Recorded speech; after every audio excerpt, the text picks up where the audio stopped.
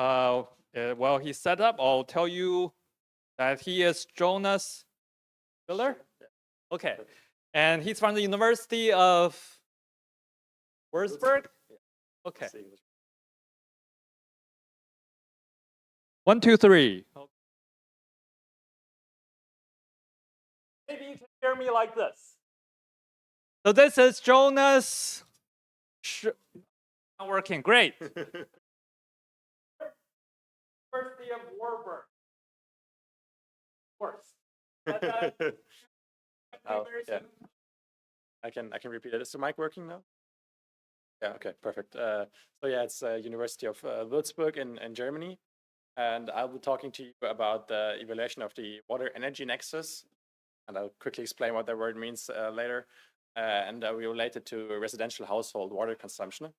So I want to start with introduction. I was happy to see in the previous presentation that actually in the US, that thermoelectrical power generation actually uses 45% of the water, or consumes 45% of the water. Here it's a bit less. At least I found a source 18%. Actually, that changes quite a bit between different sources, but it's a lot of water consumed by power generation. And the term water energy nexus kind of relates those two things. So first of all, to produce energy, we usually need water. It's highly dependent on what kind of energy generation we use, and also like where it's located.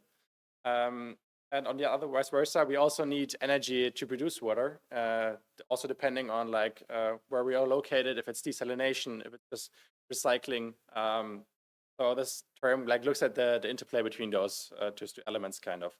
And what we did is we looked at how this affects the residential households, how much water is consumed there induced by this electricity consumption, because 29%, at least of energy, electric energy, is actually consumed by households.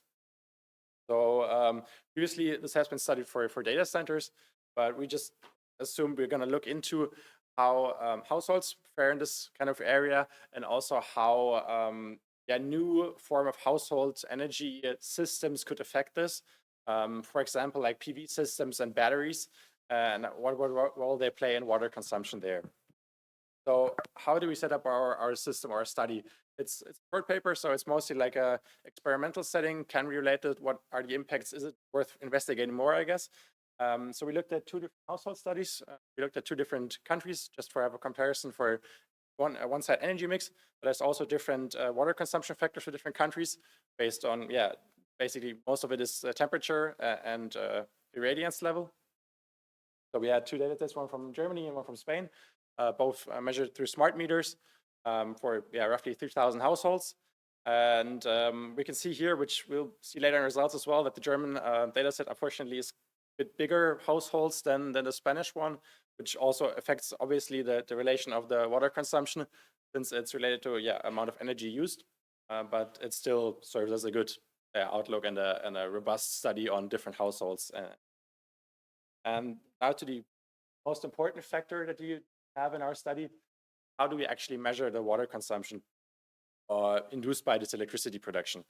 And for that, there's different kind of factors. We in our study used life cycle water consumption for the different electricity generation types.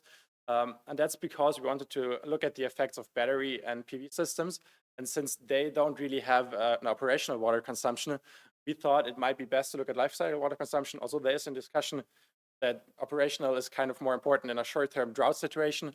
So I think it's worth investigating further in different work, like what's the difference between operational and life cycle water consumption.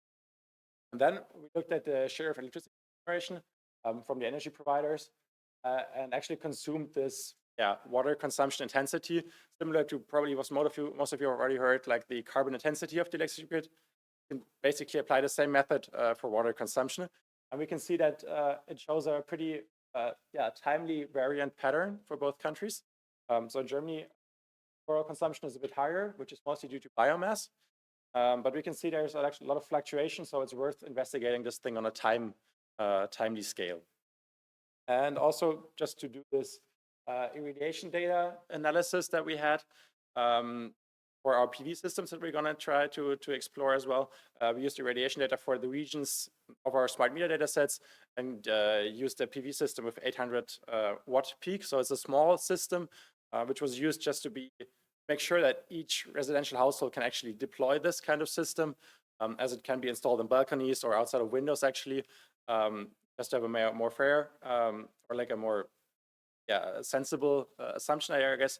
But we also did sensitivity analysis for bigger systems. I get to that in a later part. So what scenarios do we look at? So we just, first of all, we wanted to go like how much is actually base consumption there. Then we looked into what changes if we integrate a PV system in it, like how much energy can it maybe, or like how much water consumption can it reduce through self-consumption, since PV systems have a lot lower life cycle water consumption than, for example, thermoelectric power. And then we looked at installing a battery, just going for the standard optimization that we have in today's system is self-consumption optimization. Then we looked at minimal water consumption. For this, we deployed a linear program just to look at the water consumption factor. So it had perfect foresight, this program. So we didn't look into prediction there, but we have it for a full year, perfect foresight, and just looked at what would be the optimal way of using grid power compared to your self-generated battery electric or power from your PV system or your battery. And we also did the same thing for cost optimization, just to look at how those two might actually be related. So coming to our results, just from a average perspective, so the average kilowatt hour in the German grid would have 7.6 liters of water consumption associated to it, and in Spain it's roughly 6.3. And for our households, as I've said before, the German households have like are bigger consumers in our study at least, have 87 liters daily water usage and 38 liters in Spain. One caveat that we have here, that electricity-induced water consumption is not actually the same thing as potable water consumption, which is the drinking water that we have from our taps. Unfortunately, there's not as much research in there yet. So thermoelectric power sometimes uses just water that comes from the ocean, that comes from rivers that is not usable, not drinkable. But a lot of times they actually also use potable water. So I would hope that some other energy or engineering scientists would maybe look into that. So you get a better factors for comparing that. But it's still a pretty large amount. And it also still has an effect on our environment in general.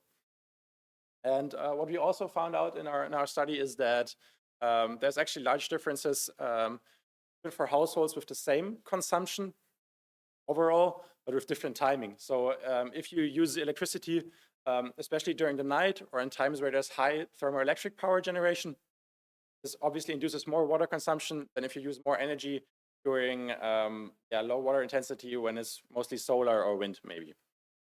And to further elaborate on that, we looked at our different scenarios. So the first scenario is just not liters, but it's savings. So we try to show how much water can you save by installing this really small or quite small system. Find out actually on average quite a lot already. So like 16 or 20% of the water can be saved just by this balcony system. And through the self-consumption optimization, we see that it grows up more. So the battery, even though it's pretty water consuming during construction, actually makes up for it pretty rapidly. If we discount for the water consumption over the whole life cycle of the battery. If you look at the water optimization, which would be the linear program, we see that we can actually achieve quite an amount of water reduction, both also depending like on the PV system size. So Spain, there's less consumption, the PV has a quite bigger impact, I guess. But we still can see that there's differences between the households, but on average, we can save about a quarter of the water there. And also what I think is quite interesting, or maybe a good result for us, is that the cost optimization works pretty well, or almost as good as the water optimization, which kind of motivates this thing that when we're looking at installing these battery systems, most people just look at their costs. Actually, this helps us to save water as well, which is quite good because industry can just keep on what they're doing, and we can have this nice side effect of water consumption. And when we looked at sensitivity analysis, we grew up the PV and the battery size a bit to just see how this affects it, kind of. and saw that there's a kind of saturated growth.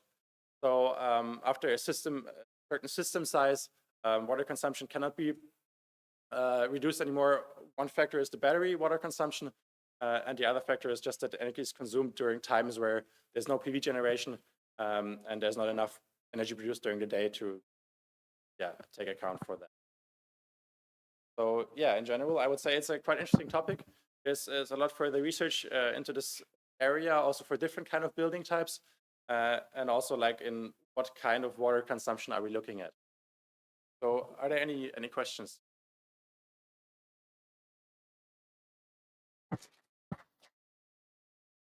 Okay, questions? While you're thinking of questions, you did tell me earlier this is his first conference presentation. So try to be extremely mean.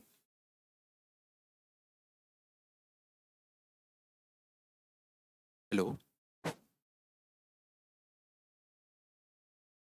Hello. Okay. Yeah. Can you please elaborate on your optimization problem? Like how much time did it take to run your simulation? Is it linear programming, right? Yeah, it's a linear. So for this whole data set, it took us roughly 2 hours, but it's just 1 second per household. So it's Okay. For this year, it's actually not that big of a system because it's not mixed integer. It's just linear programming, so it's actually quite quick to optimize. The only issue there is it's perfect foresight. So in a better program or an extension, you would probably have to do some predictions there because we don't know what the water consumption of like in the next days. We just predict it. Great. Thanks.